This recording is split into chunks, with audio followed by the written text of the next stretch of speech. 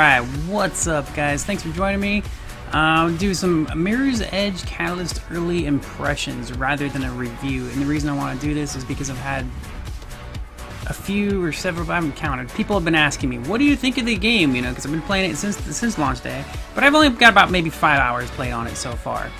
And I want to be able to beat the game before I do a full review, and it might take me a while. I'm busy, I'm playing more than one game, and this isn't the kind of game for me where I'm just gonna like stick through it from start to finish like really fast and try to burn through it. I'm taking my time, I'm really enjoying it, and it's also a different game, you know. Sometimes like I played a couple hours of this and I was like, you know what, I need to go play some like a combat game. I need to go beat some stuff up. So I did have to switch games. So there's stuff like that, like a mood kind of a thing. You need to be in the mood to play it. So first off, what I can say is I love the freaking game. I love Mirror's Edge Catalyst, man. It's a really nice surprise. I actually originally I had this game pre-ordered. I pre-ordered like a month or two ago. I had it pre-ordered. I was like a pretty good lead on the pre-order. And then I found out Odin Sphere, the remaster, was coming out the same day, and I was like, crap. You know, money, what should I do? So I canceled my pre-order on Mirror's Edge Catalyst. Especially, the biggest reason, the biggest thing that actually pushed me to cancel my pre-order was some of the reviews were so bad. And not like trashing the game, but just saying it wasn't really that great and stuff. And I was like, that's interesting, you know, because I played the beta, I really liked it a lot. I loved the first game, you know, so I was like, damn, the reviews are not going very well. And I just wasn't sure I could spend the money on 2 games. And I mean, I could, but it's tough, you know. It's tough spending $60 on a game. Even with Amazon Prime, you know, get some money off. It's a nice deal, but it's still a lot of money. You know, it's $100 for a couple games a month. You know, it's a big chunk of change right there. So some of the reviews, several reviews came out, and they're all kind of going, it's all right, and that doesn't work very well, and all this stuff. And I was like, man, damn, that's terrible. So I canceled my pre-order and I ordered Odin Sphere instead. And then I saw a review. It might have been Forbes, it might have been another site. It's one of the more professional journalism style where the way they write things is more like a real news kind of a thing rather than a GameSpot or IGN where it's a gamer talking about games. Now these people that write on Forbes and stuff like that, they are as well, of course, gamers, but they're a little more. I'm forgetting the word at the moment. See, I'm not a good journalist. I wouldn't be able to write for those sites because I'm just, you know, I'm just a normal guy. I'm not some smart dude. I'm not smart. No. So I read a review, another review. All the reviews were fine, you know, and they were just like, it's all right, you know, and that was disappointing. I was like, damn. But I read this one review and it was really good, and I kind of skimmed through it. Like I didn't read every line because there are things that I try to avoid spoiler-wise. A lot of people, even when they write reviews, there's things that they might not consider spoiler, and I would. You know, that's why when I do reviews, I always try my best not to do spoilers. Sometimes something might slip through, but I'm always doing my best to do no spoilers. But this one review was talking about it, and I read it, and I was like, all right, I want the game. Because I knew I already liked it. I knew I already wanted it. I was going to wait, you know, because there's like a few games that come out this month that I want, you know? So I'm like, I can't spend that much money. That's crazy. So I saw that review, and I was like, you know what? I'm going to do it. It was a really good review. It was well written. It wasn't like biased or anything. It was just a really good review, and I wish I could remember which site. If I find it, you know, if I find this site again, if I come across it again, because it was like one of the other sites that I don't visit that often. Like I follow them, but you know, the more common sites are IGN, Kotaku, GameSpot, you know, like official game, like, you know, and then you have Forbes, which also does gaming, but they're a much more broad website, right? So if I find that article, I will link that in the description below if I come across it. I hope I do, because it was a really good review. So it made me decide, you know what, I'm going to do it. And no regrets, man. There are some issues I will go over about the game, but my gosh, when I jumped in it, my first 2 hours, you know, it was like, first hour is like, oh my gosh, this game's amazing. An hour later, oh my gosh, this game's amazing, you know, and I was just loving it, just loving the crap out of it. It's such a cool game. If you love the first game, there's no way you can't like this game. Although I've seen complaints about people talking about the open world ruined it, and I'm just like, what? No, it didn't. No, it didn't. The open world that's why it's so much better. You have so much more free roaming to do. There's lots of fun content. If you like this kind of gameplay, because it's all about the parkour, it's about the running, the wall jumping, you know, and grapple. There's actually a grapple in it, which you get later. So, which is, I want to talk about that because here's what happened with me when I started up. I did a couple story missions, and then I started doing a bunch of side missions. I literally did 2 story missions before I immediately jumped into side missions because I wanted to just go have fun and run around the world. So I did, and I got left behind gameplay wise. I kept running around. I was like, damn it, man, I need these skills. There's some skills that unlock after you do a certain story mission, right? Which is a lot of the open world games do that now. And it can kind of screw with you because you want to just go have fun with the open world and you can't do certain things because you haven't done that story mission. So I had a few hours in the game, like 4 hours in the game, I was like, fine, I'm going to go start doing some story missions. Started unlocking some stuff and I was like, yeah. A lot of the unlocks are really cool. The grapple is a lot of fun once you get it. I do have some notes. I want to make sure I'm not going to skim over this stuff too much. Oh, here's one thing I want to talk about. The combat. The freaking combat is so good. Alright? You've probably seen a lot of stuff talking about the combat and how bad it is and all this stuff. Those players are bad. There's no way that the combat is bad. Those players are terrible, okay? The combat can sometimes be a little bit tricky, sometimes, alright? But for the most part, it's smooth as hell and easy as hell. And not just easy in like a boring way, but easy in a fun way because it's fluid, there are issues, alright? I'm not gonna say there aren't any issues, but it's fun. It's really cool. So when the game first came out, I didn't have it on launch day because, like I said, I canceled my pre-order. I bought it the next day when I saw that one review. I bought it the day after it came out. But I was watching on the day it came out. I was watching streamers. I watched like a few different streamers. I was going in and out of channels and stuff and seeing what was going on. And all of them were bashing the combat. All of them. They were like, "Man, the combat sucks." And I remember I played a little bit of it in the beta, and I was like, "How did it get broken since beta to release?" Because the beta was fine. Combat was fine. I liked it in the beta. I was like, "This is really cool." Those players are just bad, man. They're bad. The combat is great, dude. There's actually a button that you just press to dodge around enemies. You literally dodge side to side, and it's super easy and super fun. The hardest enemies are the ones with guns, because they can just shoot you. But it's great. It all works really good. You can look for, you can do the wall jumps. The wall jumps when you run up on the wall and then jump at them are a little bit more difficult. I mean, they're easy. But position-wise, they're not always easy. But you can if there are platforms on the ground, there's like an auto jump kind of a thing where you run at a little platform that's on the ground and you jump off of it, right? So you just find something like that, you jump off of it and you hit your attack button and you do like a drop kick on enemies. It's freaking awesome, dude. The combat in general is super fun. I love it. I could do challenge modes of just combat alone. I like that stuff. It's really fun. Let me see. I'll just read my notes. They're not in any specific order. I should have done order. But, alright, so sometimes, especially early on, now the first map was also in the beta, and I got pretty used to it in the beta, because I actually played a couple hours of the beta and just running around that open world, because I wanted to play the parkour, and it's fun. It's really nice parkour. So the first level you start in is the same one in the beta. So I was already familiar with it. The first level there's a lot of backtracking. You get these quests from the same people, and it's they didn't learn here apparently. But so you get a quest, right? You do a mission for a person, and when they're main character NPCs in the first area, I'd often have to go back to that NPC. You go to that person, you do a mission for them, and then you have to go back to that same person and get another mission. So you're going back and forth in the same level over and over, and that had me worried because I was like, man, this sure is a lot of back and forth, and I'm tired of that stuff. It gets better. It gets so much better. Let's see, and I will get more into that, but I want to go through my notes here and just kind of read through it, but I will get into where it gets better stuff because I got to a new area now. Anyways, sometimes what's really funny, there's the runner vision. You actually have options for it. You can turn runner vision completely off. You can have it be, these are 3 settings. Completely off where you don't have any direction on where you should be heading to get to your mission or whatever. You can do classic.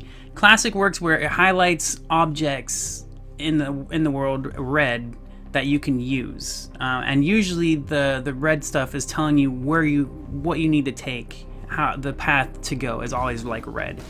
If you climb on this thing, jump off that, take this pull, these will take you to your next mission that you have tracked. That's what the red is. If you put it on full, it'll actually have like a red beam pop out every few seconds. The little red trail will lead you to where you're going. So the problem that I had sometimes is sometimes it would just stop freaking working. And I would be following the trail, and all of a sudden, it just disappears. And there are missions where it is meant to be turned off, but that'd be in regular non-mission stuff. I'd be like heading towards a mission, and the tracking would just stop freaking working, and it would drive me crazy. That so frustrating. For just certain parts, it doesn't happen a lot so far. I mean, so far it's been smooth, but it takes you completely out of flow, because the game is all about flow. It's about moving and keeping on the go and stuff. And when it works, it is beautiful. It's so beautiful. Just the running system, the parkour system. It's really nice. But there are places where you're following the path, right? And this is another thing that pissed me off. Sometimes there are places where you're following a path, and you know this is the way you're going, right? And you're trying to do parkour. And for example, there's this one part where I'm doing a running jump, and I'm trying to just keep going with the momentum and stuff. And I know I have to jump up a wall, do a 180, flip around, turn, and then jump to grab onto a ladder. But what happens is the way it's set up is I'd be doing the jump, and it just wasn't at the right angle. It was not at the right angle. When you do the 180, if you're going straight at it and you're just trying to keep up the flow, you can't keep the flow because it's impossible at that part. There's a bad placement on the ladder. So you have to run, do your jump, and then move over, and then do the climb up the wall, 180, turn, jump on the ladder. Because if you don't, you can't get on that ladder. And there's so far there's been a few parts, not many. If in the few hours that I play, like 5 hours, it's happened maybe 3 times. A few times, and so it's not that bad. But when it happens, it's just like, no, what have you done? It's just like, sons of bitches. That really sucks. There's also one thing that I found very entertaining and frustrating. It's Glass freaking City. So everywhere I'm going, I don't know if it's just me with my old blind eyes, but everywhere I go, I can't tell if I'm walking into a freaking window. There's so many times I would try to walk through, just go somewhere, go into a room or whatever, and I'd bump into a glass freaking window. It's City of Glass, man. It's hilarious. And that's the problem. That one thing I found out, and of course it makes sense, is later. I got to a new zone. This is past the first zone, and once I got to the new zone, and I didn't realize it at first, I was advancing through the story, I was just finally started advancing through the story, and I got into an entirely new area. The colors changed, and the layout changed drastically. So what it made me think was that whole first area that you started in, and it takes a couple hours at least, unless you rush through it. I did a bunch of side content. I was having so much fun. So I don't know exactly how long it takes to get through that first area if you just follow strictly the story. But it's far more advanced than the first main area, the new one that I got into. And it made me think holy crap, that whole first area is like a tutorial area. That's where you learn the basics. It's a big area. It's not like it's a small area, but I got into the new area, and I was just I died. I kept dying. I kept falling off places. I was like, when did this happen? When did they start putting holes everywhere? Now I gotta start doing all this crazy parkour stuff, which is what it's all about, right? So there's a lot more advanced running schemes and layouts in the new area that I've gotten to, and I'm not used to it. Once you run around an area enough, if you're doing enough little missions inside of it, right? That's all the side missions. They'll help you learn the area. When you're doing a lot of side missions, there is a lot of overlapping so far from what I've played. If you do one side mission, it's gonna overlap half the track of another side mission. So you learn the area that way. You're kind of learning all the layout and stuff, which is pretty cool. It's also annoying because it's the backtracking feeling. You're doing the same thing over and over again, but it's not the same thing. It's just overlapping. So it can feel like crap, but there's a lot of stuff to do. There's a lot of fun, and I was so glad when I got into the new area. I was I thought I was going to be in that one opening area basically ever. I thought the whole game was basically going to be like that. So when I moved into an entirely new area with all new layout and even more advanced forcing you to do more advanced moves to get around. I was really impressed. Because I thought they would be optional. I thought all these advanced moves and ways that you can run around walls and do all these tricks was just going to be an optional way through all the easy stuff, and you could do it and do shortcuts and stuff. But no, they actually, the further you get into the game, the more they force you to do it, which is really damn cool. I'm looking through my notes now real quick, since I think I went over all the major stuff. I just want to make sure I'm not missing anything. And again, that combat, don't listen to people when they say the combat's bad. And if you're messing up on the combat, it's just practice, man. You know, if you never played Mirror's Edge 1, the original Mirror's Edge, you should check it out. It's a good game even now. You should go check that game out. It's pretty fun. But this is all focused on running. It's what it is. It's a first-person parkour game. There is a decent amount of combat so far, but, you know, I mean, compared to the running that you do, there's not a lot of combat. Just compared. There's enough combat. I mean, I love it. And there's enough combat. It's a really fun game. But definitely check out the first one if you never did.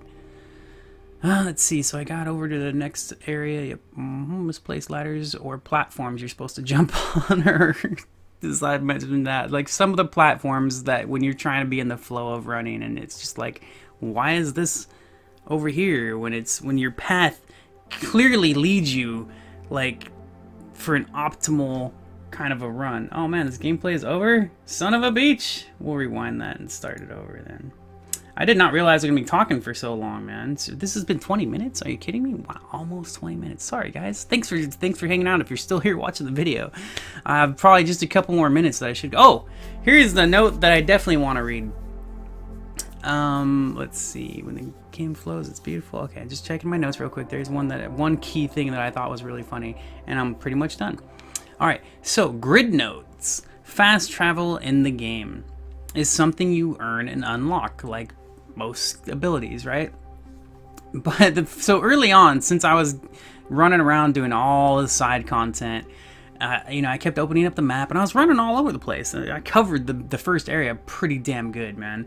And I'm still missing a bunch of little collectibles and stuff that I will definitely go back and do. But I did a lot of it, you know. I was doing a lot of stuff before I was like, all right, fine, I'm gonna finally do some, you know, story missions. I need to unlock abilities.